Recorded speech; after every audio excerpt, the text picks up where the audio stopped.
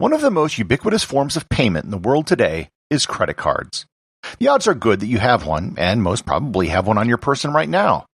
But how did it come about that you could pay for something by just giving someone a piece of plastic?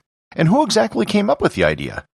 Learn more about credit cards, where they came from, and how they work on this episode of Everything Everywhere Daily.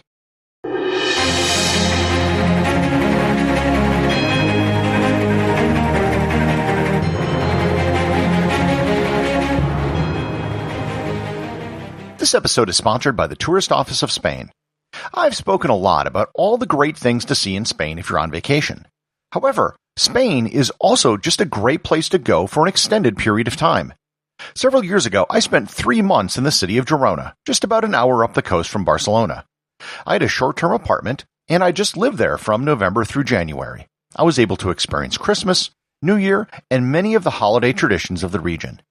If you happen to have a job where you can work remotely, consider working remotely from Spain. It has great weather, great food, and great people.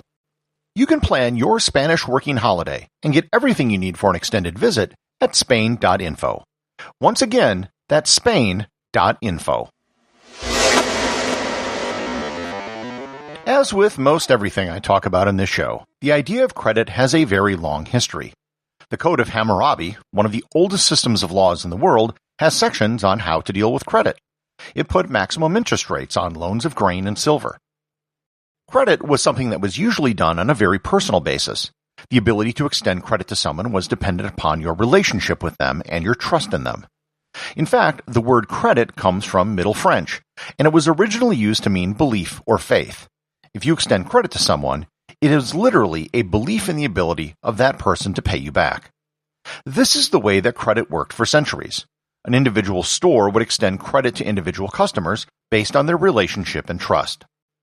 This sort of system might still exist someplace like a pub or a bar where a regular might have a tab that they pay at the end of the month. This system of individual lines of credit being established for individual customers by individual businesses was very inefficient.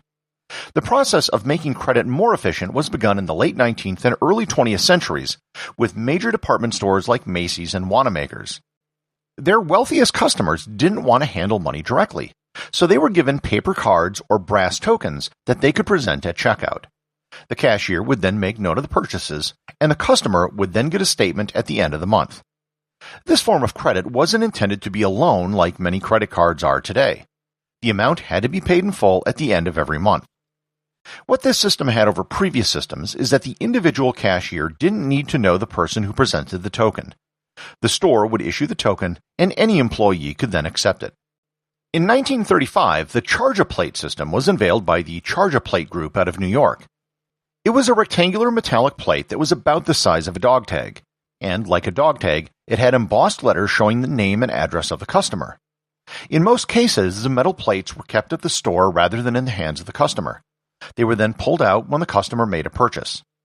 This certainly made processing paperwork easier, and again it was an advance, but the system still only worked at a single store. Another innovation came from the Air Transportation Association, which issued the Air Travel Card in 1935.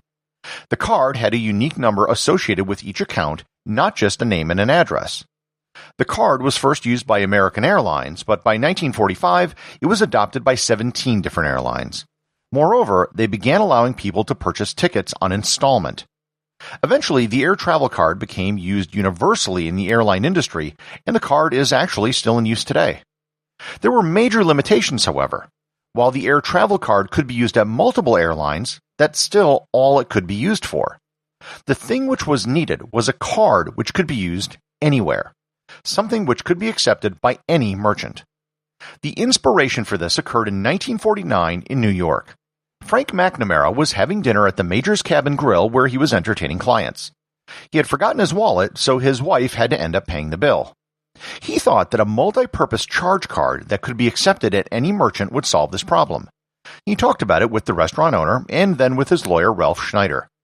McNamara and Schneider got to work developing such a card, and 1 year later they had another meal at the Major's Cabin Grill, and this time they paid for it with a paper card and a signature.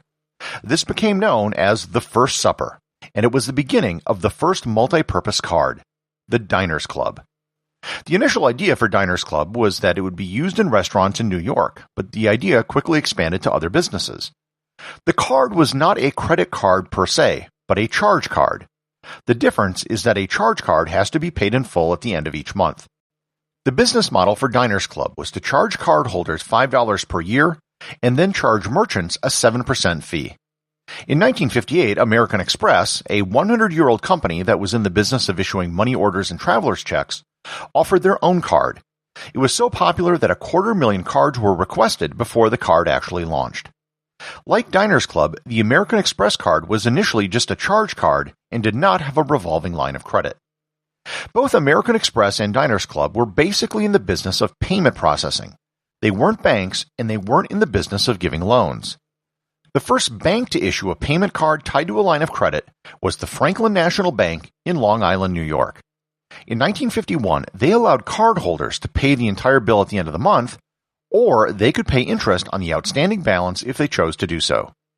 The card was extremely popular, and within a year, they had 28,000 customers and 750 businesses signed up. The problem was it could only be used locally. The card wasn't any good if you left Long Island. The final step in the creation of a modern credit card, tying a card to a revolving line of credit that could be widely accepted, was taken by Bank America in 1958. They issued what they called the Bank Americard. They picked Fresno, California as the city where they would launch the card because 60% of the residents in the city were their customers. They basically gave cards to anyone and everyone. They even gave cards to people who didn't sign up for one. There were no credit checks because there was no way to do credit checks. They quickly had 2 million cardholders and 20,000 businesses signed up. But they quickly discovered the drawbacks of such a card. They had enormously high rates of delinquency. In the first year, the rates of non-payment were 22%. The launch was pretty much a disaster, but they were profitable by 1961. They never released the fact that they quickly became profitable, so they would keep competitors away. Despite the early problems, they did manage to solve the problem that so many cards faced. Cardholders didn't want to pay for a card that merchants didn't accept, and merchants didn't want to accept a card that people didn't use. They began licensing the card to different banks around the country. In 1976, they eventually consolidated all of the Bank Americard licenses under a single brand they called Visa. In 1966, some competing banks created a card known as Mastercard, which was later merged with the card issued by Citibank. The Mastercard system was later renamed Mastercard, which is one of the largest card systems in the world today. Also in 1966, the first credit card outside of the United States was issued by Barclays in the United Kingdom when they issued the Barclay card. As the credit industry matured, legislation went along with it. In 1970, legislation was passed which prevented banks from just sending out credit cards to people who didn't even apply. They could only send out applications for cards from that point forward. Much of the advancement in the technology of credit cards was designed to cut down on delinquent payments. Originally, cards were processed by taking a physical paper imprint of the embossed card. The paper would then be processed, but at the point of purchase, there was no way to verify if the cardholder actually had a valid line of credit. Because there was no credit check, credit card fraud was rampant. In the 1980s, cards began being shipped with a magnetic stripe on the back. This could be used with a processing machine at the merchant, which could verify if the credit card was in fact valid. Today, this is usually performed by a chip embedded in the card. The chips are called EMV chips, and the EMV stands for Europay, Mastercard, and Visa, the three companies which sponsored the standard. Mastercard just announced that they will be completely phasing out magnetic stripes in their cards by the year 2024. Even if credit card companies could verify a card for a given transaction, they still had no real way to validate if someone should be extended credit. In 1989, the FICO score was developed, which allowed for credit issuing agencies to know someone's credit history. FICO stands for Fair Isaac Corporation, which was the company that developed the system. The subject of credit scores is probably worthy of an entire episode of its own in the future. Today, the Visa system alone processes 150 million transactions per day, and they have the capability to handle many, many times more that number. Credit card networks like Visa and Mastercard also handle debit card transactions, which are linked to bank accounts, as well as ATM networks, making cards to be an all-purpose financial instrument. The next frontier for credit cards is on smartphones. Systems such as Apple Pay and Google Pay allow for cards to be processed on an individual smartphone. Smartphones allowed for increased security as they don't expose credit card numbers, and they can use biometric security such as fingerprint or facial recognition. Smartphones use what's called near-field communication to communicate with a card reader, which is why you don't have to swipe or insert anything. One of the incentives for people to get credit cards has been frequent flyer programs. The first frequent flyer program was actually created in 1981 by American Airlines. The first program to be tied to a credit card was in 1987. Continental and Eastern Airlines teamed up with Marine Midland Bank to issue the Continental Travel Bank Gold Mastercard. Today, 191 million people in just the United States alone have credit cards. They have a total of $820 billion in outstanding credit card debt, which is actually down substantially since the start of the pandemic. Likewise, credit card default rates in the first quarter of 2021 were the lowest that they've been in over 30 years, at 1.87%. Thanks to credit cards, today you can travel to almost every country on Earth and pay for goods and services in almost any currency.